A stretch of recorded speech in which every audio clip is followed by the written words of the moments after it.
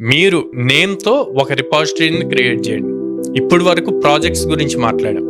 ఇప్పుడు ఒక నేమ్తో repository create చేసి దాంట్లో readme.md ఫైల్ క్రియేట్ చేసి దాని లోపల మీ ఫుల్ నేమ్, మీరు ఏం చేస్తారు, ఏ టైప్ ఆఫ్ వర్క్స్ చేస్తారు, ఏ టెక్ స్టాక్లో మీరు స్ట్రాంగ్, ఇప్పటి వరకు ఎన్ని టైప్స్ ఆఫ్ ప్రాజెక్ట్స్ చేశారు, ప్రజెంట్ ఏ ప్రాజెక్ట్ మీద వర్క్ చేస్తున్నారు, అండ్ ఫ్యూచర్లో మీకు ఎలాంటి థాట్స్ ఉన్నాయి, వాటి మీద ఏం వర్క్ చేయాలనుకుంటున్నారు అన్నవి క్లియర్గా మెన్షన్ చేసి మీ కాంటాక్ట్ డీటెయిల్స్ ఇవ్వండి. అంటే ఫోన్ నెంబర్ ఇవ్వాల్సిన అవసరంలా.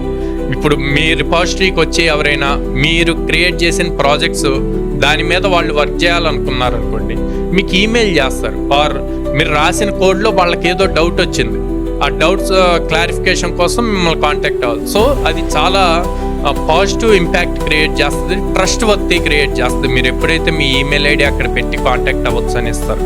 సో ఇట్లా ఓవరాల్గా గిటబ్ రిపాజిటరీని ప్రాపర్గా బిల్డ్ చేసుకుంటే మీకు లాట్ ఆఫ్ ఆపర్చునిటీస్ వస్తాయి, ఫ్రీలాన్సింగ్ ఆపర్చునిటీస్ వస్తాయి, at the time job opportunities కూడా వస్తాయి.